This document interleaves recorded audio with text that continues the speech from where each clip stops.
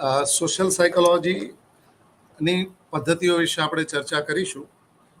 અગાઉના લેક્ચરમાં what is social psychology, scope of social psychology, nature of social સાયકોલોજીની વાત કરેલી. કોઈ પણ વિજ્ઞાનનો આધાર અને વિશ્વસનીયતાનો આધાર બે બાબતો ઉપર છે. એક તો એ વિષય વસ્તુ, એ વિજ્ઞાનનું સ્કોપ ઓફ સાયન્સ એ શું છે, એનું વિષય વસ્તુ શું છે, એ બહુ જ અગત્યનું છે. એટલે કે શાનો અભ્યાસ કરે છે, અને બીજું એ વિજ્ઞાન કઈ રીતે અભ્યાસ કરે છે. આ બે બાબતો ઉપર વિજ્ઞાનની વિશ્વસનીયતાનો આધાર રહેલો છે. વિષય વસ્તુની વાત અગાઉના લેક્ચરમાં આપણે કરી ગયા છીએ કે મનોવિજ્ઞાન એ વર્તનનું વિજ્ઞાન છે. સોશિયલ સાયકોલોજીની જ્યારે વાત કરીએ છીએ ત્યારે social psychology is a science of social behaviour. સામાજિક વર્તનનો અભ્યાસ સોશિયલ સાયકોલોજીમાં કરવામાં આવે છે. શા માટે વર્તનનો મનોવિજ્ઞાન અભ્યાસ કરે છે એની ચર્ચા અગાઉ થઈ છે, એટલે એની આપણે ડિટેલ્સમાં નહીં જઈએ. વિષય વસ્તુ ઓબ્જેક્ટિવ છે, વર્તનને જોઈ શકાય છે, જાણી શકાય છે, માપી શકાય છે, એનું મેઝરમેન્ટ થઈ શકે છે, અને એટલા માટે મનોવિજ્ઞાન છે ને વિજ્ઞાન તરીકે સ્વીકારવામાં આવ્યું છે. વિષય વસ્તુ ઓબ્જેક્ટિવ છે. હવે એની પદ્ધતિની વાત કરીએ કે એનો અભ્યાસ કઈ રીતે કરે છે, કઈ મેથડ્સ દ્વારા અભ્યાસ કરવામાં આવે છે, એ પણ એટલું જ અગત્યનું છે. વિશ્વસનીયતાનો જેમ શરૂઆતમાં કીધું, બે બાબતો ઉપર આધાર, વિષય વસ્તુ અને એની પદ્ધતિઓ. આજે બીજી બાબતની ચર્ચા આપણે કરીશું, પદ્ધતિઓની. વર્તનનો અભ્યાસ વૈજ્ઞાનિક પદ્ધતિઓ દ્વારા કરવામાં આવે છે, અને એના જે પરિણામો હોય એનું જનરલાઇઝેશન કરવામાં આવતું હોય છે. મનોવિજ્ઞાનની વાત કરીએ તો સોશિયલ સાયકોલોજીની અંદર વ્યક્તિના સામાજિક પરિસ્થિતિમાં થતા સામાજિક વર્તનનો અભ્યાસ કરવા માટે જુદી જુદી પદ્ધતિઓનો ઉપયોગ કરવામાં આવે છે, જેવી કે એક્સપેરિમેન્ટ એટલે કે પ્રયોગ પદ્ધતિ, સર્વેક્ષણ પદ્ધતિ સર્વે મેથડ, ઇન્ટરવ્યુ મેથડ એટલે કે મુલાકાત પદ્ધતિ, observation method, questionnaire method, psychological test વગેરે દ્વારા વ્યક્તિના જુદા જુદા પ્રકારના વર્તનનો અભ્યાસ કરવામાં આવે છે, મેજરમેન્ટ કરવામાં આવે છે. પહેલી પદ્ધતિ જે આપણે લઈએ કે જે સૌથી અન્ય પદ્ધતિઓની તુલનામાં સૌથી વધુ પ્રમાણિત અને ચોક્કસ પદ્ધતિ છે, એ છે પ્રયોગ પદ્ધતિ. પ્રયોગ પદ્ધતિ એક્સપેરિમેન્ટ મેથડ એ પણ એક નિરીક્ષણ પદ્ધતિ છે, નિયંત્રિત નિરીક્ષણ છે. નિયંત્રિત પરિસ્થિતિમાં કરવામાં આવતું નિરીક્ષણ એટલે પ્રયોગ.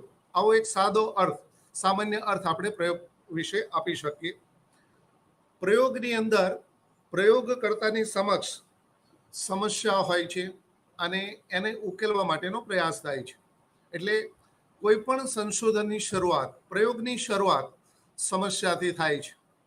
ફળ નીચે કેમ પડ્યું, ઉપર કેમ ન ગયો, એક જિજ્ઞાસા, એક પ્રશ્ન, એક સમસ્યા, અને ત્યાંથી સંશોધનની શરૂઆત થાય. એમ પ્રયોગની અંદર પ્રયોગકર્તા સમક્ષ એક પ્રોબ્લેમ હોય છે, અને એ પ્રોબ્લેમનો ઉકેલ મેળવવા માટે, જવાબ મેળવવા માટે પ્રયોગ કરવામાં આવે છે.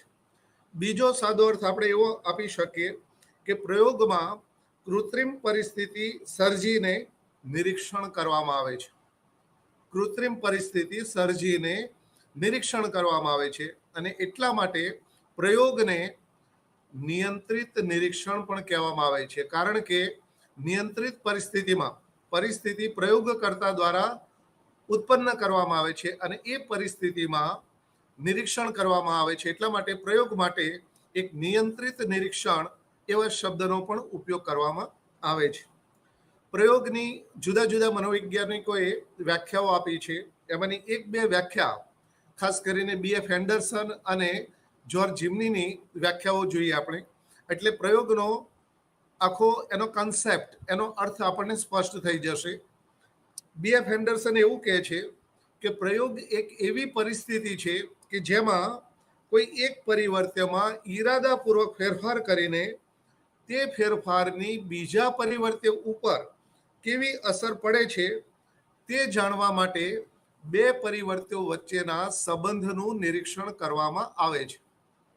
પ્રયોગ એક એવી પરિસ્થિતિ છે, પહેલી બાબત કે પ્રયોગ એક પરિસ્થિતિ છે. આપણે શરૂઆતમાં પણ જોયું કે નિયંત્રિત પરિસ્થિતિમાં કરવામાં આવતું નિરીક્ષણ છે. પ્રયોગ એક એવી પરિસ્થિતિ છે જેમાં કોઈ એક પરિસ્થિતિમાં ઈરાદાપૂર્વક ફેરફાર કરવામાં આવે છે અને એ ફેરફારની બીજા પરિવર્તે ઉપર કેવી અસર થાય છે એ જાણવા માટે બંને પરિવર્તિઓ વચ્ચેના સંબંધનું નિરીક્ષણ કરવામાં આવે છે. એકદમ સાદી ભાષામાં કહું તો એક્સની અંદર ફેરફાર કરવામાં આવે, એની અસર વાય ઉપર કેવી થાય છે એ જાણવા માટે એક્સ અને વાય વચ્ચેના સંબંધનું નિરીક્ષણ એટલે પ્રયોગ. સાદું ઉદાહરણ લઈએ.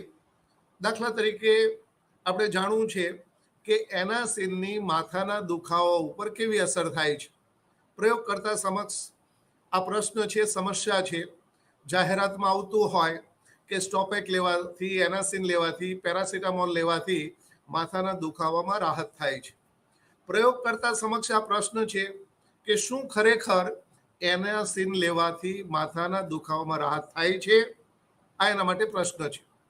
હવે એનો જવાબ મેળવવો છે તો પ્રયોગમાં શું કરવામાં આવે કે એનાસિનની અસર તપાસવી છે હેડેક ઉપર. તે શું કરશે કે જે બે એવી વ્યક્તિઓ હોય કે જેને માથાનો દુખાવો હોય, એને એનાસિન આપવામાં આવે. અડધા કલાક પછી પૂછવામાં આવે કે કેમ છે. એનો જો જવાબ આવે કે માથાના દુખાવામાં રાહત છે, તો કહી શકાય કે એનાસિન લેવાથી માથાના દુખાવામાં રાહત થાય છે. એક્સમાં ફેરફાર, એકને એનાસિન આપી બીજાને ન આપી, એ ફેરફારની વાય ઉપર થતી અસર, જેને એનાસિન આપી છે એવું કહેશે કે રાહત છે, જેને નથી આપી અડધા કલાક પછી કહેશે કે ના એવો ને એવો જ દુખાવો છે. તો એક્સમાં ફેરફાર કર્યો, એને ટેબ્લેટ આપી બીને આપતા નથી. વાયમાં એની અસર કેવી થાય છે એ જાણવાનો પ્રયત્ન કર્યો અને પછી બંનેનો સંબંધનું નિરીક્ષણ કર્યું. એટલે કે એક્સમાં ફેરફાર કરવાથી, ટીકડી આપવાથી, અડધી ટીકડી, આખી ટીકડી, 2 કે 3 કેટલો ડોઝ આપવો, એની અસર એના દુખાવો પર કેવી થાય છે, એ બંને વચ્ચેના સંબંધનું નિરીક્ષણ એટલે પ્રયોગ. બીજી વ્યાખ્યા જ્યોર્જ જીમનીએ આપી છે, એ પણ BF એન્ડરસનની વ્યાખ્યાને મળતી આવે છે. પ્રયોગ એ ચુસ્ત રીતે નિયંત્રિત કરેલી પરિસ્થિતિમાં ઉત્પન્ન કરવામાં આવેલી ઘટનાનું વસ્તુલક્ષી નિરીક્ષણ છે. ચુસ્ત રીતે નિયંત્રિત કરેલી પરિસ્થિતિમાં ઉત્પન્ન કરવામાં આવેલી ઘટનાનું વસ્તુલક્ષી નિરીક્ષણ છે. Objective observation, not subjective. જેમાં કોઈ એક પરિબળમાં ફેરફાર કરવામાં આવે છે અને અન્ય પરિબળોને સ્થિર રાખવામાં આવે છે.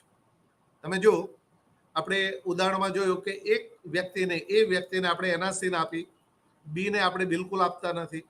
એટલે એકમાં ફેરફાર કર્યો અને અન્યમાં એ ઘટકને આપણે સ્થિર રાખ્યું. આવી વાત જ્યોર્જ જીમની કરે છે. એના લક્ષણો અને જોઈશું એટલે વધુ એનો કન્સેપ્ટ ક્લિયર થશે. પ્રયોગના મુખ્યત્વે 3 લક્ષણો છે: નિયંત્રણ, પુનરાવર્તન અને પરિવર્તન. પહેલા જ જોયું કે પ્રયોગ એ નિયંત્રિત પરિસ્થિતિમાં કરવામાં આવતું નિરીક્ષણ છે. પ્રયોગ એક એવી પરિસ્થિતિ છે જેમાં કોઈ એક પરિબળમાં ઈરાદાપૂર્વક ફેરફાર કરવામાં આવે છે. આપણે વ્યાખ્યામાં જોયું. નિયંત્રણ એ પ્રયોગનું હાર્દ છે. પ્રયોગમાં વાયમાં થતા ફેરફાર માટે એક્સ જ જવાબદાર છે એવું પ્રસ્થાપિત કરવા માટે, એટલે કાર્યકારણનો સંબંધ પ્રસ્થાપિત કરવા માટે એક્સ સિવાયના પરિબળોનું નિયંત્રણ કરવામાં આવે છે. જ્યોર્જ જીમનીએ કીધું ને કે એક પરિબળમાં ફેરફાર કરવામાં આવે છે, અન્ય પરિબળોને સ્થિર રાખવામાં આવે છે. આ થયું નિયંત્રણ. વાયમાં જે ફેરફાર થયો, માથાના દુખાવામાં રાહત થઈ, એના માટે માત્ર અને માત્ર એનાસિન જ જવાબદાર છે એવું ક્યારે કહી શકીએ કે જ્યારે એનાસિન સિવાયના પરિબળોને આપણે નિયંત્રિત કર્યા હોય. નિયંત્રણ 3 રીતે થતું હોય છે. એક તો ભૌતિક પરિસ્થિતિ ઉપર નિયંત્રણ, દાખલા તરીકે ઘોંઘાટ, અવાજ, તાપમાન, પ્રકાશ, એનું આપણે નિયંત્રણ કરતા હોઈએ છીએ. ક્યાંક વન વે સાઇડ ગ્લાસ, એક તરફી દ્રશ્ય કાચ દ્વારા નિરીક્ષણ કરવામાં આવતું હોય, જેથી કરીને પ્રયોગ પાત્રને ખ્યાલ ન આવે કે પોતાના વર્તનનું નિરીક્ષણ થઈ રહ્યું છે. જેની અસર પરિણામ ઉપર ન થાય. ક્યાંક વાતાનુકૂલિત રૂમનો ઉપયોગ કરવામાં આવે, એસી રૂમનો ઉપયોગ કરવામાં આવે, ત્યાં આપણે તાપમાનનું, ટેમ્પરેચરનું નિયંત્રણ કરીએ છીએ.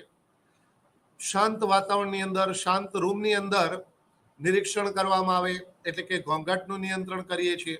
તો ભૌતિક પરિસ્થિતિની અસર આપણા નિયંત્રિત પરિસ્થિતિ ઉપર, એટલે કે વર્તન ઉપર ન થાય એના માટે એનું પ્રયોગમાં નિયંત્રણ કરવામાં આવે છે. એટલે પહેલું નિયંત્રણ થયું ભૌતિક પરિસ્થિતિ ઉપર નિયંત્રણ. બીજું, માનવી કે પ્રાણીના શારીરિક વ્યાપારો ઉપર નિયંત્રણ. પ્રયોગ આપણે માનવી ઉપર જ્યારે કરીએ છીએ ત્યારે એના મનોવલણો, એની અભિરુચિ, એના ખ્યાલો, એની માન્યતાઓ, આ બધા ઉપર પણ નિયંત્રણ કરવું જરૂરી બનતું હોય છે.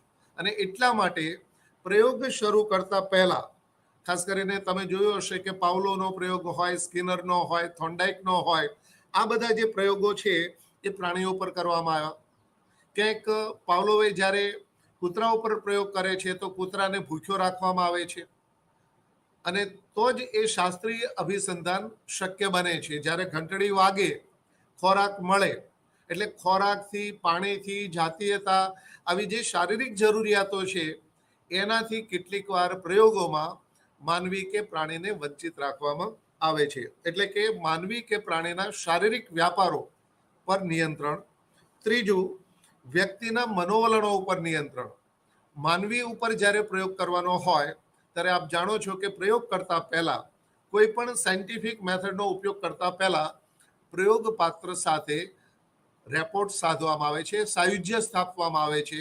પ્રયોગનો હેતુ શું છે, શા માટે પ્રયોગ કરવામાં આવે છે, તમારી માહિતી, આ સંશોધન પૂરતો જ એનો ઉપયોગ થશે, આ એનામાં એક વિશ્વાસ એને આપવામાં આવે છે. એની પાછળનું કારણ એના એટીટ્યુડ જે છે, જો આપણને એનો સહકાર મળશે તો જ સાચી માહિતી પ્રાપ્ત થશે, અને તો જ આપણો જે હેતુ છે એ સિદ્ધ થશે. અન્યથા સાચીને બદલે સારી માહિતી આપવાનો પ્રયાસ કરશે. એટલે વ્યક્તિના મનોવલણો ઉપર નિયંત્રણ થવું એ પણ ખૂબ જ જરૂરી છે. એટલે પહેલું લક્ષણ પ્રયોગનું છે નિયંત્રણ. બીજું, પુનરાવર્તન, રિપીટેશન. આપણે વ્યાખ્યામાં જોયું કે નિયંત્રિત પરિસ્થિતિમાં ઉત્પન્ન કરવામાં આવેલી ઘટનાનું નિરીક્ષણ છે. ઈરાદાપૂર્વક પરિસ્થિતિમાં ફેરફાર કરવામાં આવે છે. પરિસ્થિતિ કેવી છે? કુદરતી નથી, પ્રયોગકર્તા દ્વારા ઉપજાવેલી છે, ઊભી કરેલી છે. અને જ્યારે પરિસ્થિતિ છે નિયંત્રિત હોય, ઉપજાવેલી હોય, ઘટના જ્યારે ઉપજાવેલી હોય ત્યારે એ પરિસ્થિતિમાં પ્રયોગકર્તાને જ્યારે જ્યારે જરૂર પડે ત્યારે એનું પુનરાવર્તન પણ કરી શકાય છે. જે કોઈ પરિણામો પ્રાપ્ત થયા એ પુનરાવર્તન દ્વારા, પ્રયોગના પુનરાવર્તન દ્વારા પરિણામોની ચકાસણી પણ કરી શકાય છે. ત્રીજું, પરિવર્તન. ત્રીજું લક્ષણ, પ્રયોગમાં પ્રયોગકર્તાને લાગે કે એક્સની અંદર એક પરિવર્તનમાં ફેરફાર કરવાનો છે, એમાં જ્યાં જ્યાં ફેરફાર કરવાની જરૂરિયાત લાગે એ પોતાની ઈચ્છા અને પ્રયોગના હેતુને ધ્યાનમાં રાખીને એ પરિવર્તન કરી શકે છે. આપણે જોયું કે એનાસિનની માથાના દુખાવા ઉપર અસર. અહીંયા આપણે બે વ્યક્તિ લીધી, એ અને બી. એને આપણે એનાસિન આપી, બીને આપણે આપતા નથી. પ્રયોગકર્તાને એવું લાગે કે એક કરતાં વધારે પ્રયોગ પાત્રો લેવા છે, કદાચ એક, બે ને બદલે 4 લઈ શકે. એને એ અડધી ટીકડીનો ડોઝ આપે, બી નામની વ્યક્તિને 1 ટીકડી આપશે, સી નામની વ્યક્તિને 2 ટીકડીનો ડોઝ આપશે, અને ડી નામની વ્યક્તિને 1 પણ ટીકડી નહીં આપે. ચારેય વ્યક્તિઓ અડધા કલાક પછી પૂછવામાં આવે, અને અડધા કલાક પછી જે એ નામની વ્યક્તિ જેને અડધી ટીકડી આપી છે, કદાચ એવું કે દુખાવામાં 50% રાહત થઈ છે, સાવ મટ્યું નથી પણ 50% રાહત છે. જે બી નામની વ્યક્તિ છે જેને 1 ટીકડીનો ડોઝ આપ્યો છે, એ કદાચ એવું કે 100% રાહત છે, બધું જ સારું છે, માથું દુખતું મટી ગયું છે. સી નામની જે વ્યક્તિ છે, પ્રયોગપાત્ર છે, જેને 2 ટીકડી આપી છે, એ કદાચ એવું કે માથું તો ઠીક, ચક્કર આવે છે, હમણાં પડી જવાશે એવું થાય છે, વોમિટિંગ થાય એવું થાય છે, આવો એનો જવાબ હશે. અને ડી નામની વ્યક્તિ એવું કહે છે કે મને કોઈ રાહત નથી. તો આને આધારે આપણે એ તારણ ઉપર આવી શકીએ વાયુમાં થયેલા ફેરફારને કારણે કે એનાસિનની ટીકડી જો અડધી હોય તો 50% રાહત થાય, 1 ટીકડીનો ડોઝ છે એનાથી 100% રાહત થાય છે. એની પોઝિટિવ 100% એની પોઝિટિવ ઇફેક્ટ આવે છે. પણ જો એક ટીકડી કરતાં વધારે ડોઝ આપવામાં આવે, 2 ટીકડી આપવામાં આવે, તો ફાયદો થવાને બદલે નુકસાન પણ થાય છે. તો પ્રયોગકર્તા પોતાની ઈચ્છા, પોતાની જરૂરિયાતને ધ્યાનમાં રાખીને પરિવર્તનની અંદર ફેરફાર કે પરિવર્તન પણ કરી શકે છે. એટલે મુખ્યત્વે 3 લક્ષણો આપણે જોયા: નિયંત્રણ, પુનરાવર્તન અને પરિવર્તન. હવે જોઈએ પરિવર્ત્ય. આપણે વારંવાર શબ્દ સાંભળ્યો પરિવર્ત્ય, જેને અંગ્રેજીમાં વેરિયેબલ્સ કહેવામાં આવે છે. પરિવર્ત્ય એટલે પરિવર્તનશીલ ઘટક. સાદો અર્થ આવો થાય: પરિવર્તન એટલે પરિવર્તનશીલ ઘટક કે જેના મૂલ્યમાં સંખ્યાત્મક કે ગુણાત્મક દ્રષ્ટિએ ફેરફાર કરી શકાય. પરિવર્ત્ય એટલે પરિવર્તનશીલ ઘટક જેના મૂલ્યમાં સંખ્યાત્મક, ક્વોન્ટિટી વાઇઝ, સંખ્યાત્મક અને ગુણાત્મક, ક્વોલિટી, ગુણાત્મક દ્રષ્ટિએ ફેરફાર કરી શકાય એવું પરિવર્ત્ય, પરિબળ એટલે પરિવર્ત્ય. દાખલા તરીકે એના સીનની વાત કરી તો એના સીન જે છે પરિવર્ત્ય છે. જો એના મૂલ્યમાં આપણે ફેરફાર કર્યો, એ પ્રયોગ પાત્રને આપણે અડધી ટીકડી આપી, બીને 1 આપી, સીને 2 આપી. જો સંખ્યાત્મક દ્રષ્ટિએ ફેરફાર કર્યો પ્રયોગકર્તાને એવું લાગે કે સંખ્યાની દ્રષ્ટિએ નહીં, ગુણાત્મક દ્રષ્ટિએ ફેરફાર કરવો છે તો પણ કરી શકે. દાખલા તરીકે એ માની લો કે એનાસિન આપે 1 ટીકડી, બી પ્રયોગ પાત્રને એ પેરાસિટામોલ આપે, સી પ્રયોગ પાત્રને એ સ્ટોપેક આપે, ડી છે એને માની લો ત્રિશુન આપે. ડોઝ સંખ્યાની દ્રષ્ટિએ બધા જ પ્રયોગ પાત્રને એક સરખો છે. સંખ્યાત્મક દ્રષ્ટિએ કોઈ ફેરફાર નથી. ગુણાત્મક દ્રષ્ટિએ જુદી જુદી કંપનીની જુદી જુદી ટેબ્લેટ આપવામાં આવે છે, એટલે ગુણાત્મક દ્રષ્ટિએ ફેરફાર પ્રયોગકર્તા કરી શકે છે. એટલે જે પરિવર્ત્યમાં સંખ્યાત્મક કે ગુણાત્મક દ્રષ્ટિએ ફેરફાર કરી શકાય એવું પરિબળ એટલે પરિવર્ત્ય. પરિવર્ત્યના સામાન્ય રીતે 3 પ્રકારો પાડવામાં આવે છે: સ્વતંત્ર પરિવર્ત્ય, આધારિત કે પરતંત્ર કે અવલંબી પરિવર્ત્ય, અને ત્રીજું નિયંત્રિત પરિવર્ત્ય. સ્વતંત્ર પરિવર્ત્યની વાત કરીએ, જો નામ ઉપરથી જ ખ્યાલ આવશે, સ્વતંત્ર પરિવર્ત્ય એટલે એવું પરિવર્ત્ય કે જે પરિવર્ત્યમાં પ્રયોગકર્તા ફેરફાર કરવા માટે સ્વતંત્ર હોય છે. આ પહેલો અર્થ. સ્વતંત્ર પરિવર્ત્યનો બીજો અર્થ, સ્વતંત્ર પરિવર્ત્ય એટલે એવું પરિવર્ત્ય કે જેમાં પ્રયોગકર્તા પોતાની ઈચ્છા મુજબ ઈરાદાપૂર્વક ફેરફાર કરી શકે છે. એ સ્વતંત્ર પરિવર્ત્ય. હવે આધારિત પરિવર્ત્યનો અર્થ આપણે લઈએ. આધારિત પરિવર્ત્ય એ પણ તમને નામ ઉપરથી ખ્યાલ આવશે. અવલંબી, પરતંત્ર, આધારિત એટલે એવું પરિવર્ત્ય કે જે બીજા પરિવર્ત્ય ઉપર આધારિત હોય છે. એનો બીજો અર્થ, જે પરિવર્ત્ય સ્વતંત્ર પરિવર્ત્ય ઉપર આધારિત હોય એ પરિવર્ત્યને આધારિત, અવલંબી કે પરતંત્ર પરિવર્ત્ય કહેવાય. ઉદ્દીપક એ સ્વતંત્ર પરિવર્ત્ય છે, પ્રતિક્રિયા એ આધારિત પરિવર્ત્ય છે. ક્લાસમાં ટીચરનું આવવું ઉદ્દીપક, વિદ્યાર્થીઓનું ઊભા થવું એની પ્રતિક્રિયા. તો ઉદ્દીપક છે એ હંમેશા સ્વતંત્ર પરિવર્ત્ય હોય છે અને પ્રતિક્રિયા એ હંમેશા આધારિત પરિવર્ત્ય હોય છે. આપણે ઉદાહરણમાં એનાસિન વાળું જોયું તો એનાસિનની સ્થિતિ જે ગ્રુપમાં, જે પરિસ્થિતિમાં, જે જૂથમાં આપણે એનાસિન આપી છે, એનાસિન એ સ્વતંત્ર પરિવર્ત્ય, માથાનો દુખાવો એ આધારિત પરિવર્ત્ય. માથાના દુખાવામાં રાહત થવી, ન થવી, કેટલી થવી એ શેના ઉપર ડિપેન્ડ કરે છે? એનાસિનના ડોઝ ઉપર, એની ગુણવત્તા ઉપર.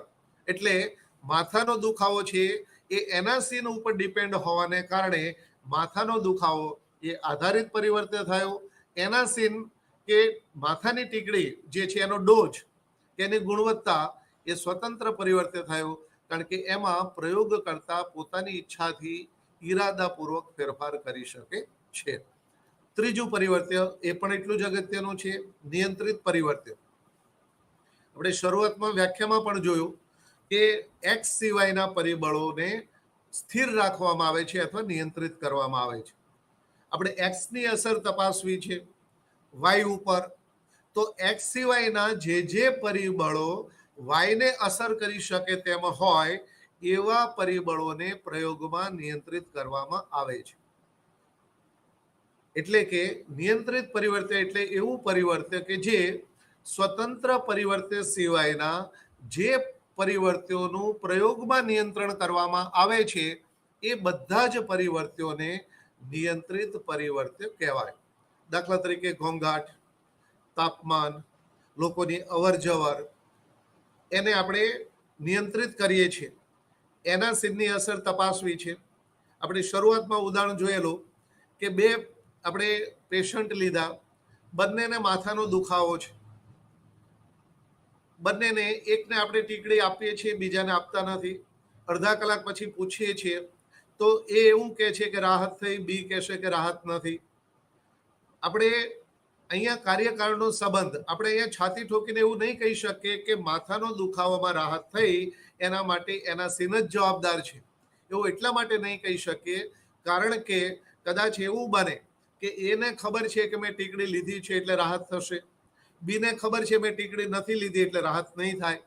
તો કદાચ એના સીનની અસરને બદલે એ નામના પ્રયોગપાત્રને ટીકડી લીધાનું જ્ઞાન, સાયકોલોજીકલ ઇફેક્ટ, એને ખબર છે કે મેં ટીકડી લીધી છે, જાહેરાતો જોઈ હોય, ડોક્ટરે કીધું હોય કે એક ડોઝ લેશો એટલે તરત સારું થઈ જશે. આ જે જ્ઞાન છે, આ એને ટીકડી લીધાનું જ્ઞાન, સાયકોલોજીકલ ઇફેક્ટ, એની અસર કદાચ એના હેડેક ઉપર થઈ હોય તો આપણે એવું નહીં કહી શકીએ કે એના સીનની જ અસર થઈ છે.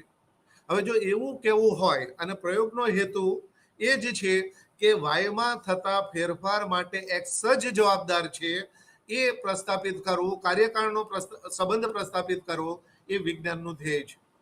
તો શું કરવામાં આવે તો કે બે પ્રયોગપાત્રો લીધા, એક પ્રયોગપાત્રને એનાસિન આપી, બીજાને એનાસિનની જેવી જ એના કદની, એના આકારની, એના રંગની આભાસી ગોળી આપવામાં આવે, જેને પ્લેસેબો કહેવામાં આવે. આભાસી ગોળી આપવાની, એકને ઓરિજિનલ, બીજાને ડુપ્લિકેટ, આભાસી ગોળી પ્લેસેબો. આ બંનેને ગોળી આપ્યા પછી અડધા કલાક પછી પૂછવામાં આવે બંનેને, અને એ અને બી બંને એવું કે દુખાવામાં રાહત છે, તો આપણે કહી શકીએ કે અહીંયા ટીકડીની નહીં પણ ટીકડી લીધાનું જ્ઞાન ની અસર માથાના દુખાવા ઉપર થઈ છે. પણ જો માત્ર એ જ એવું કે રાહત છે અને બી એવું કે રાહત નથી, તો જ આપણે કહી શકીએ કે એના સીનની અસર માથાના દુખાવા ઉપર થઈ છે. એટલે અહીંયા શું કર્યું, આપણે કંટ્રોલ કર્યું, પ્લેસેબો. હવે જો અહીંયા બે રીતે, ત્રણ રીતે નિયંત્રણ થતું હોય છે. આને એક્સપેરિમેન્ટલ એરર કહેવાય. પ્રાયોગિક ભૂલને ત્રણ રીતે નિયંત્રિત કરવામાં આવે. એક તો એક પક્ષી અજ્ઞાન પદ્ધતિ, સિંગલ બ્લાઇન્ડ ટેકનિક દ્વારા. એટલે જે પ્રયોગ પાત્રને આપણે આભાસી ગોળી આપી છે એ પોતે અજાણો હોય, એને ખબર ન હોય કે મને આ ડુપ્લિકેટ ગોળી મળી છે. આ સ્થિતિને સિંગલ બ્લાઇન્ડ ટેકનિક કહેવાય, એક પક્ષી અજ્ઞાન પદ્ધતિ, જેમાં પ્રયોગ પાત્ર અજાણો હોય. ઘણીવાર પ્રયોગકર્તાની પણ જાણે અજાણે પરિણામ ઉપર અસર થતી હોય છે ટીકડી આપ્યાનું જ્ઞાન. એટલા માટે પ્રયોગમાં ઘણીવાર પ્રયોગ પાત્રની સાથોસાથ પ્રયોગકર્તાને પણ એનાથી અજાણ રાખવામાં આવે છે અને થર્ડ વ્યક્તિ, થર્ડ પર્સન જ આખું એનું એડમિનિસ્ટ્રેશન કરતી હોય છે.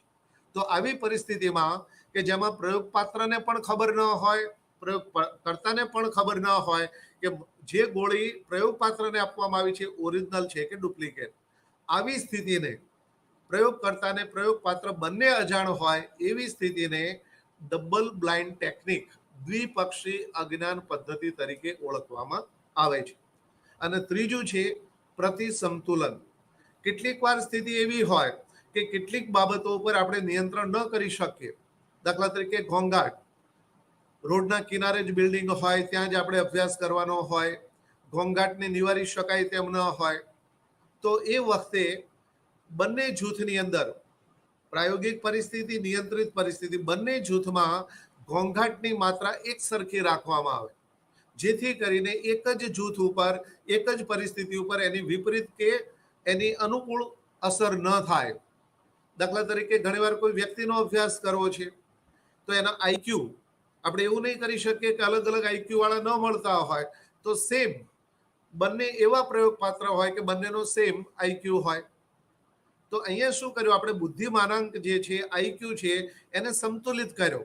બંને જૂથની અંદર એની સારી અસર થાય કે ખરાબ અસર થાય, એ જ રીતે અનુભવ તો એ સરખી રીતે વહેંચાઈ જાય, કોઈ ઉપર નેગેટિવ કે પોઝિટિવ એક જૂથ ઉપર અસર ન થાય એના માટે એને સંતુલિત કરવામાં આવે છે, સ્થિર કરવામાં આવે છે, અને આ પરિસ્થિતિને પ્રતિસંતુલન તરીકે ઓળખવામાં આવે છે.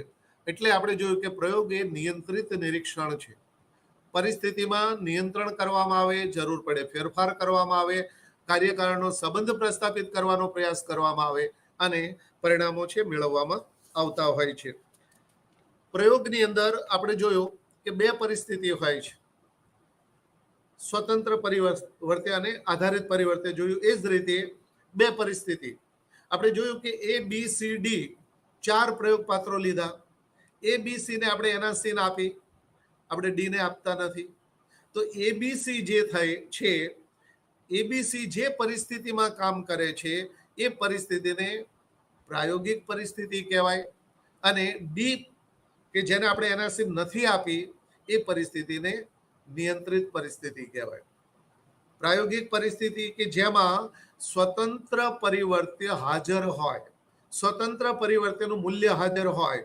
એ બી અને સી પ્રયોગ પાત્રમાં અડધી ટીકડી, 1 ટીકડી અને 2 ટીકડી સ્વતંત્ર પરિવર્તે હાજર છે, એનું મૂલ્ય હાજર છે. એટલે એ પરિસ્થિતિને પ્રાયોગિક પરિસ્થિતિ કહેવાય, અને એ પરિસ્થિતિમાં કામ કરતા જૂથને પ્રાયોગિક જૂથ કહેવાય. સ્વતંત્ર પરિસ્થિતિ, સ્વતંત્ર પરિવર્ત્ય જે પરિસ્થિતિમાં હાજર હોય એ પરિસ્થિતિ એટલે પ્રાયોગિક પરિસ્થિતિ. પ્રાયોગિક પરિસ્થિતિને પરિણામે જે કોઈ પરિણામ આવે એને પ્રાયોગિક અસર કહેવાય, અને પ્રાયોગિક પરિસ્થિતિમાં કામ કરતું જૂથ એટલે પ્રાયોગિક જૂથ. હવે નિયંત્રિત પરિસ્થિતિની વાત કરીએ. નિયંત્રિત પરિસ્થિતિ એટલે જે પરિસ્થિતિમાં સ્વતંત્ર પરિવર્તનનું મૂલ્ય ગેરહાજર હોય એ પરિસ્થિતિને નિયંત્રિત પરિસ્થિતિ કહેવાય. નિયંત્રિત પરિસ્થિતિમાં કામ કરતા જૂથને નિયંત્રિત જૂથ કહેવાય, અને જો પરિણામમાં વાયમાં પ્રાયોગિક પરિસ્થિતિને બદલે નિયંત્રિત પરિસ્થિતિની અસર થાય અને જો પરિણામ એના કારણે અસર પામે તો એને પ્રાયોગિક ભૂલ, એક્સપેરિમેન્ટ એરર તરીકે ઓળખાવી શકાય.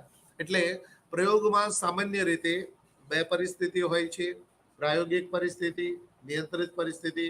પ્રાયોગિક પરિસ્થિતિ એટલે એમાં સ્વતંત્ર પરિવર્તનનું મૂલ્ય હાજર હોય, નિયંત્રિત પરિસ્થિતિમાં ગેરહાજર હોય. પ્રાયોગિક જૂથ એટલે એવું જૂથ, એટલે કે પ્રાયોગિક પરિસ્થિતિમાં કામ કરતા જૂથને આપણે પ્રાયોગિક જૂથ કહીશું. નિયંત્રિત પરિસ્થિતિમાં કામ કરતા જૂથને નિયંત્રિત જૂથ તરીકે ઓળખાવીશું. હવે એના ફાયદા અને ગેરફાયદાની વાત કરીએ. પ્રયોગના ઘણા બધા ફાયદાઓ છે.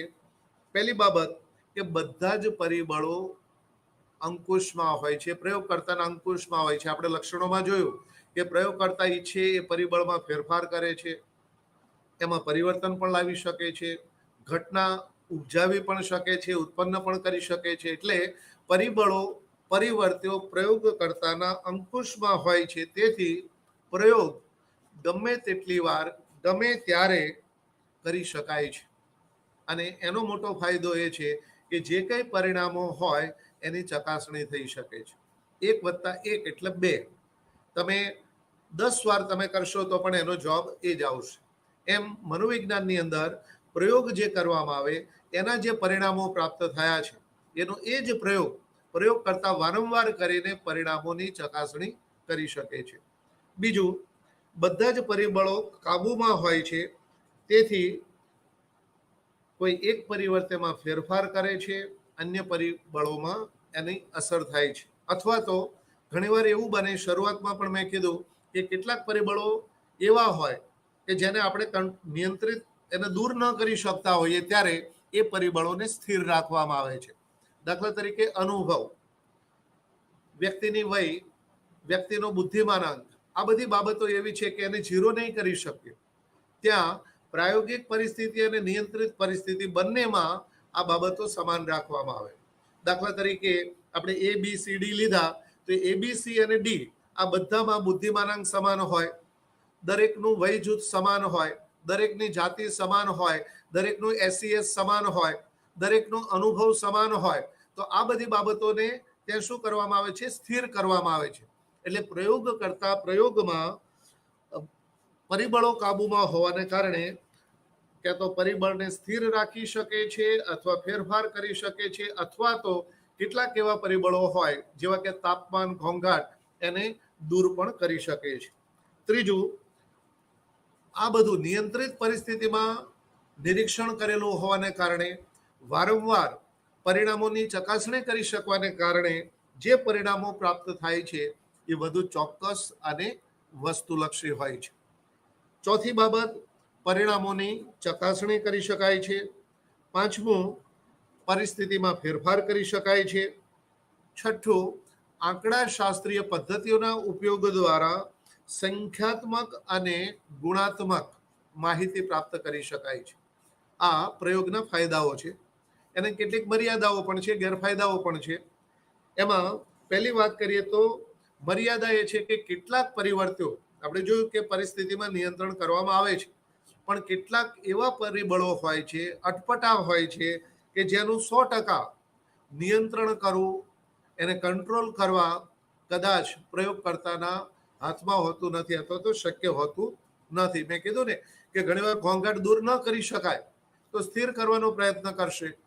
કેટલીક વાર કલ્પના પણ ન હોય અને એવા પરિવર્તનો ઊભા થાય કે જે અભ્યાસના પરિણામો ઉપર અસર પાડી શકતા હોય. એટલે કેટલાક પરિબળો એવા હોય છે કે જેનું નિયંત્રણ કરવું શક્ય હોતું નથી. બીજું, માણસ ઉપર પ્રયોગ કરવાનું સહેલું નથી, કારણ કે એના પોતાના એટીટ્યુડ, એના ઇન્ટરેસ્ટ, એની માન્યતાઓ, એની બિલીફ્સ, આ બધું જ એ લઈને જ્યારે આવતો હોય છે ત્યારે આપણે પ્રયાસ કરીએ એના મનોવલણો ઉપર નિયંત્રણ કરવાનો, છતાં માનવીના મનોવલણો ઉપર હંમેશા આપણે નિયંત્રણ કરી શકતા નથી અથવા તો કરવાનું અઘરું છે, સહેલું નથી. ત્રીજું, પ્રયોગમાં ઘણીવાર કૃત્રિમતા આવી જાય છે, સ્વાભાવિકપણું જતું રહે છે. દાખલા તરીકે કોઈ બાળક ઉપર આપણે ભયની અસરનો અભ્યાસ કરવો છે, પ્રયોગશાળાની અંદર ભય જન્માવવામાં આવે, એવી પરિસ્થિતિ ઉત્પન્ન કરવામાં આવે અને એ વખતેની પ્રતિક્રિયા કેવી છે એ જાણવાનો પ્રયત્ન કરીએ. અને વાસ્તવમાં એ કોઈ ભયજનક પરિસ્થિતિ ઊભી થાય અને એ વખતેની જે પ્રતિક્રિયાઓ કેવી છે એ કદાચ અલગ હોય. એટલે પ્રયોગશાળામાં કરવામાં આવતા અભ્યાસમાં ઘણીવાર સ્વાભાવિકને બદલે વ્યક્તિનું વર્તનમાં કૃત્રિમતા આવી જતી હોય છે. ચોથી બાબત, કેટલાક બનાવો કુદરતને આધીન હોય છે, આપણા કાબુમાં હોતા નથી, તેથી એના ઉપર પ્રયોગો કરી શકાતા નથી. દાખલા તરીકે નક્ષત્રોની ગતિવિધિની શી અસર પડે છે, ટોળાની અસર એ આપણે જાણવી છે, તો એ ઘણીવાર આપણા માટે પણ આઉટ ઓફ કંટ્રોલ હોય, પ્રયોગકર્તા માટે પણ કંટ્રોલમાં ન હોય. તો આવી પરિસ્થિતિ જે છે એ પ્રયોગકર્તાના કાબુમાં હોતી નથી અને ત્યાં પ્રયોગ કરવાનું અઘરું બને છે. પાંચમી બાબત, કેટલીક વાર સામાજિક દ્રષ્ટિએ, નૈતિક દ્રષ્ટિએ, કાયદાકીય દ્રષ્ટિએ પણ કેટલાક પ્રયોગો કરવાનું મુશ્કેલ છે. દાખલા તરીકે કોઈ પ્રયોગકર્તાને, સંશોધકને જાણવું છે કે બાળકને એની માતા પિતાથી એને વિખૂટું પાડવામાં આવે, દૂર રાખવામાં આવે, એને પૂરતો પ્રેમ ન આપવામાં આવે, તો એના શારીરિક, આવેગિક, માનસિક વિકાસ ઉપર કેવી અસર થાય છે, આ અભ્યાસ કરવો છે. તો અભ્યાસ માટે થઈને કોઈ બાળકને એના માતા પિતા કે એના પેરેન્ટ્સથી વિખૂટું નહીં પાડી શકાય. એટલે કેટલાક બાબતો એવી છે કે જેમાં નૈતિક દ્રષ્ટિએ, કાયદાકીય દ્રષ્ટિએ, સામાજિક દ્રષ્ટિએ આપણે એ પ્રયોગો છે કરી શકતા નથી. છઠ્ઠું, વ્યક્તિના મનોવલણો ઉપર નિયંત્રણ મૂકવું મુશ્કેલ છે. સાતમી બાબત, પ્રાણીઓ ઉપર પણ પ્રયોગો કરવાનું મુશ્કેલ છે. ઘણીવાર પ્રાણીઓનો પૂરેપૂરો સહયોગ ન પણ મળે, એના ઉપર પ્રયોગ કરવાનું પણ અઘરું છે. કેટલીક વાર ક્ષેત્રની મર્યાદા હોય છે. બાળકો ઉપર પણ પ્રયોગ કરવાનું મુશ્કેલ છે. ઘણીવાર બાળકો છે એ પણ પૂરતો સહકાર ન આપે અને એની અસર આપણા અભ્યાસ ઉપર થાય, જાણવાનું હોય, બાળકો પર કોઈ અભ્યાસ કરવો છે, એક તરફી દ્રશ્ય કાચનો ઉપયોગ કર્યો, એના વર્તનનું નિરીક્ષણ કરવું છે, પણ બાળકોનો સહકાર ન મળે તો આપણો જે હેતુ છે એ બર આવતો નથી. અને છેલ્લી બાબત, પ્રયોગ પાત્રને હેતુની ખબર પડી જાય તો પણ અભ્યાસના પરિણામો ઉપર એની વિપરીત અસર પડે છે. એટલે પ્રયોગ છે એ ખૂબ જ ચોક્કસ અને પ્રમાણિત પદ્ધતિ છે, છતાં એની કેટલીક મર્યાદાઓ પણ છે. અને એને કારણે મનોવિજ્ઞાનની અંદર સામાજિક વર્તનને સમજવા માટે પ્રયોગ સિવાય જ્યાં મર્યાદિત સંખ્યામાં અભ્યાસ કરવાનો હોય, જ્યાં ચોક્કસ પરિણામો પ્રાપ્ત કરવાના હોય, એવી જગ્યાએ પ્રયોગ પદ્ધતિનો ઉપયોગ કરવામાં આવે છે. પણ જ્યાં માસનો અભ્યાસ કરવાનો હોય, મોટા જૂથ ઉપર અભ્યાસ કરવાનો હોય, માની લો કે એના એપ્ટિટ્યૂડ જાણવા હોય, એના પ્રેજ્યુડાઇસ જાણવા હોય, ટોળાની અસર જાણવી હોય, તો આવી જગ્યાએ પ્રયોગને બદલે અન્ય જે પદ્ધતિઓ છે એનો ઉપયોગ કરવામાં આવે છે. દાખલા તરીકે સર્વેક્ષણ પદ્ધતિ, સર્વે મેથડ, એનો ઉપયોગ કરવામાં આવે જ્યાં પ્રયોગ નથી કરી શકાતા, જ્યાં મોટા માસ ઉપર જ્યારે પ્રયોગ કરવાનો છે ત્યારે ત્યાં પ્રયોગને બદલે સર્વે પદ્ધતિનો ઉપયોગ કરવામાં આવે છે. એટલે કે સમાજને સ્પર્શતી જે બાબતો છે જ્યાં પ્રયોગ કરી શકાતા નથી ત્યાં સર્વેનો ઉપયોગ થાય છે, જેવી કે લોકોની લાઈફસ્ટાઈલ, એના રીત રિવાજો, એની સાંસ્કૃતિક બાબતો, એના એટીટ્યુડ, જેવા કે સોશિયલ પ્રોબ્લેમ્સ, બાળ ગુનેગારી હોય, વેશ્યાવૃત્તિ, ડાયવોર્સ જેવી સમસ્યાઓને જાણવા માટે સર્વે પદ્ધતિનો ઉપયોગ કરવામાં આવે છે. સર્વે પદ્ધતિ, સર્વે બે શબ્દ ઉપરથી આવ્યો છે, સર અને વિયર. સરનો અર્થ થાય છે ઓવર અને વિયરનો અર્થ થાય છે જોવું, ટુ સી. એટલે કે કોઈ પણ સામાજિક સમસ્યાને ઉપર છલ્લી રીતે તપાસવી, ઉપર છલ્લો અભ્યાસ કરવો, એનો એવો અર્થ આ સર્વે શબ્દનો થાય છે. એના ઉપરથી આપણે આગળ જોઈએ તો જુદા જુદા મનોવૈજ્ઞાનિકોએ, સામાજિક મનોવૈજ્ઞાનિકોએ સર્વેની વ્યાખ્યાઓ કરી છે. એમાં ખાસ કરીને મોર્સની વ્યાખ્યાની વાત કરું તો મોર્સ એવું કહે છે કે સર્વે એટલે કોઈ પ્રસ્તુત સામાજિક પરિસ્થિતિ, સમસ્યા કે જનસમૂહનો નિશ્ચિત હેતુ માટે વૈજ્ઞાનિક અને વ્યવસ્થિત સ્વરૂપમાં અભ્યાસ કરવા માટેની વિશ્લેષણાત્મક પદ્ધતિ. શું કીધું એને? સર્વે એટલે કોઈ પ્રસ્તુત સામાજિક પરિસ્થિતિ, સામાજિક ઘટના, સામાજિક સમસ્યા અથવા તો જનસમૂહની નિશ્ચિત હેતુઓ માટે વૈજ્ઞાનિક અને વસ્તુલક્ષી ઢબે વ્યવસ્થિત સ્વરૂપમાં કરવામાં આવતું વિશ્લેષણાત્મક પદ્ધતિ. ત્રણ બાબતોની વાત કરી. એક તો સામાજિક સમસ્યાઓ, સામાજિક પરિસ્થિતિ, જનસમૂહના પ્રશ્નો, એનો અભ્યાસ કરવાની વાત છે. બીજી વાત એમણે કરી કે વૈજ્ઞાનિક ઢબે અભ્યાસ કરવાની વાત છે. અને ત્રીજું, એ પદ્ધતિ દ્વારા એનું વિશ્લેષણાત્મક પદ્ધતિ એટલે સર્વે. કેલોગે એકદમ ટૂંકી વ્યાખ્યા આપી છે કે સર્વેક્ષણ એટલે વૈજ્ઞાનિક પદ્ધતિનો ઉપયોગ કરીને સામાજિક સમસ્યાઓનો અભ્યાસ કરવાનો સહકારી પ્રયાસ. જો એને પણ કીધું કે સર્વે એટલે વૈજ્ઞાનિક પદ્ધતિનો ઉપયોગ કરીને સામાજિક સમસ્યાઓ, અભ્યાસ શાનો કરવાનો છે? સામાજિક સમસ્યાઓનો, જે મોર્સે પણ કીધું. શેના દ્વારા? વૈજ્ઞાનિક પદ્ધતિઓનો ઉપયોગ દ્વારા. અને ત્રીજું એને કીધું કે એના માટેનો સહકારી સંગઠિત પ્રયાસ એટલે સર્વેક્ષણ. શરૂઆતમાં આપણે જોયું કે સર્વે એ સામાજિક પરિસ્થિતિ, સામાજિક ઘટનાઓ જેવું કે સંસ્કૃતિ, ટોળું, રહેણી કરણી, લાઈફસ્ટાઈલ, એના વિશે જાણવું છે.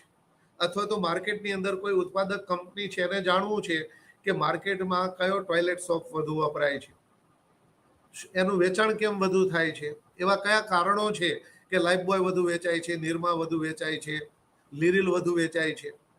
એને ક્યાં તો માહિતી મેળવવી છે અથવા તો શા માટે વધુ વેચાય છે એ જાણવા માટે જ્યારે એને સંશોધન કરવું છે ત્યારે શું કરશે? એના માટે જુદી જુદી વૈજ્ઞાનિક પદ્ધતિનો ઉપયોગ કરશે.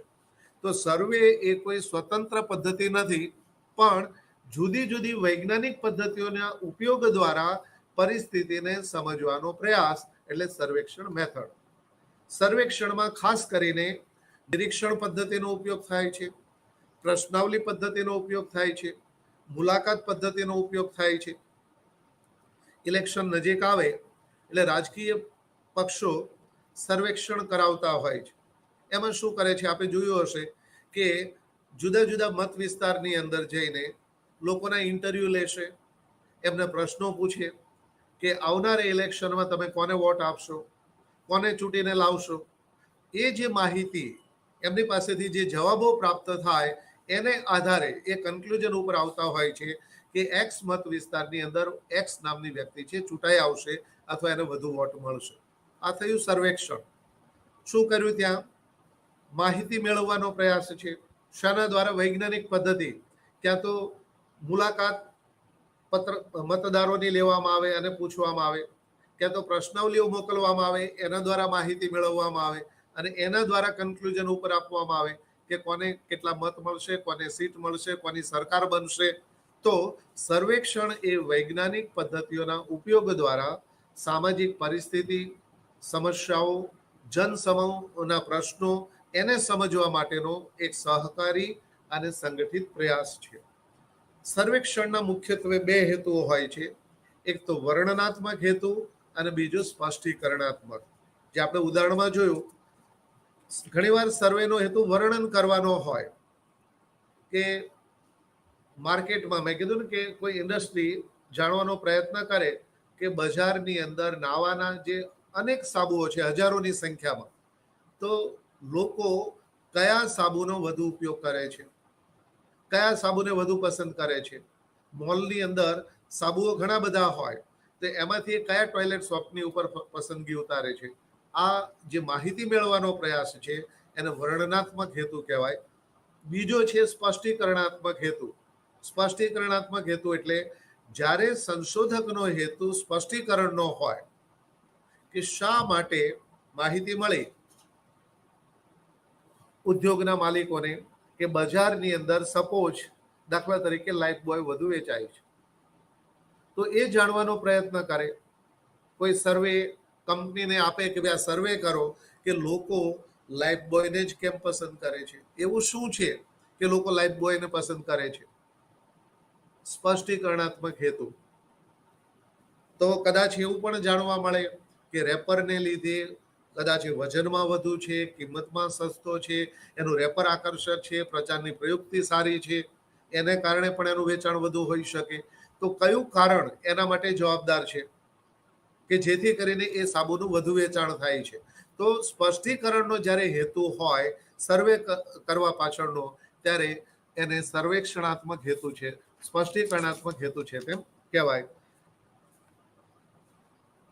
બીજા કેટલાક લોકો એના બીજા બે નામ આપે છે. સ્પષ્ટીકરણાત્મક હેતુની અને વર્ણનાત્મક હેતુની સાથે કાર્યકારણનો સંબંધ પ્રસ્થાપિત કરવાનો હેતુ અને માહિતી એકત્રીકરણનો હેતુ.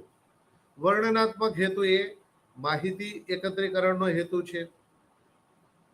સ્પષ્ટીકરણાત્મક હેતુ જે છે એ કાર્યકારણ સંબંધ પ્રસ્થાપિતનો હેતુ છે કે કેમ વેચાણ વધુ છે, એના માટે કયું કારણ જવાબદાર છે. શું વજનમાં વધુ છે અથવા કિંમતમાં સસ્તો છે એટલા માટે વધુ વેચાય છે? શું આના માટે આ જ કારણ જવાબદાર છે? આ પ્રસ્થાપિત કરવા માટે જ્યારે સંશોધન થાય, સર્વેક્ષણ થાય, ત્યારે એ સર્વેક્ષણનો હેતુ સ્પષ્ટીકરણાત્મક છે તેમ કહેવાય. બીજું, સર્વે કરવા માટે જુદા જુદા અભિગમોનો ઉપયોગ થાય છે. બે મુખ્યત્વે અભિગમો છે સંશોધન કે સર્વેક્ષણના. પહેલો અભિગમ છે એ છે મોટા પ્રતિનિધિરૂપ નિદર્શોનો અભ્યાસ, રિપ્રેઝેન્ટેટિવ સેમ્પલ. તમે જો સમષ્ટિનો અભ્યાસ કરવાનું સરળ પણ નથી, સહેલું પણ નથી. સમયની દ્રષ્ટિએ, નાણાંની દ્રષ્ટિએ, શક્તિની દ્રષ્ટિએ વધુ પડતો સમય લાગે છે, ખર્ચાળ છે. મેં કીધું કે ઇલેક્શન આવે છે, વિધાનસભાના 2022ના ઇલેક્શનમાં કયા પક્ષને કેટલી સીટો મળશે, સૌરાષ્ટ્રમાં કેટલી આવશે, નોર્થ ગુજરાતમાં કેટલી આવશે, સાઉથ ગુજરાતમાં કેટલી આવશે, મધ્ય ગુજરાતમાં કેટલી આવશે, કોની સરકાર બનશે, આ સર્વેક્ષણ કરાવવામાં આવે. બરાબર છે. તો ત્યાં માહિતી મેળવવાનો હેતુ છે. હવે એ સર્વેક્ષણ કરવા માટે માની લો કે એક જ કોઈ આપણે મત વિસ્તાર લઈએ, એક કોઈ આપણે વિધાનસભા મત વિસ્તાર લઈએ તો ત્યાં હજારો કે લાખોની સંખ્યામાં મતદારો હશે. હવે એ લાખો મતદારોને જો ઇન્ટરવ્યુ લેવામાં આવે, એને પ્રશ્નાવલી મોકલવામાં આવે, તો કદાચ એવું બને કે ઇલેક્શન પૂરું થઈ જાય ત્યાં સુધી એના કન્ક્લુઝન ઉપર ન પહોંચે. વધુ માણસોની જરૂર પડે, એટલે પબ્લિકની જરૂર પડે, મેન પાવરની, પૈસાનો પણ એટલો ખર્ચ થાય, સમયનો પણ વ્યય થાય. એટલે સમષ્ટિનો અભ્યાસ કરવો પ્રમાણમાં અઘરો છે. ત્યારે સેમ્પલ ઉપર અભ્યાસ કરવામાં આવે છે, નહીં કે પોપ્યુલેશન ઉપર. એક સમષ્ટિના નિદર્શ ઉપર અભ્યાસ કરવામાં આવે.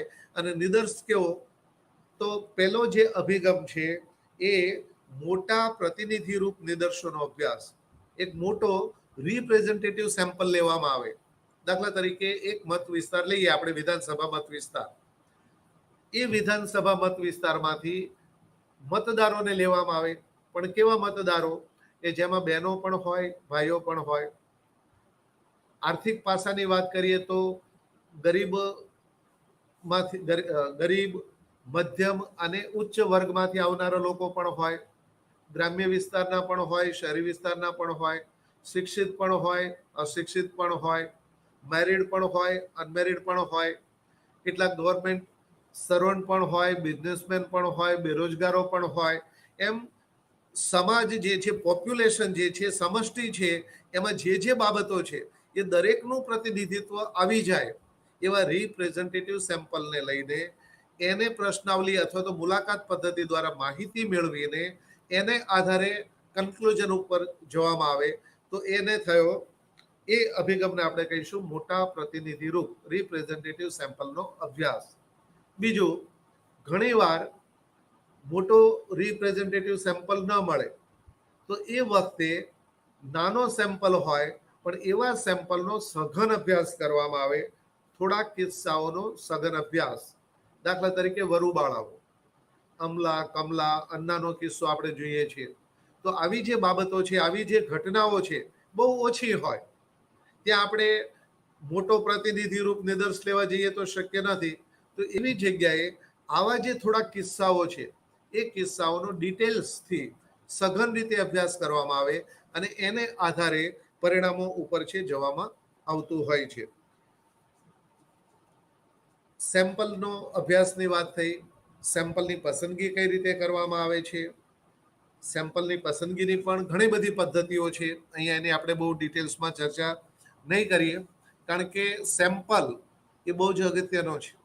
સેમ્પલ જો યોગ્ય હશે, રિપ્રેઝેન્ટેટિવ સેમ્પલ હશે, તો જ એના પરિણામો છે સમગ્ર સમષ્ટિને આપણે લાગુ કરી શકીશું.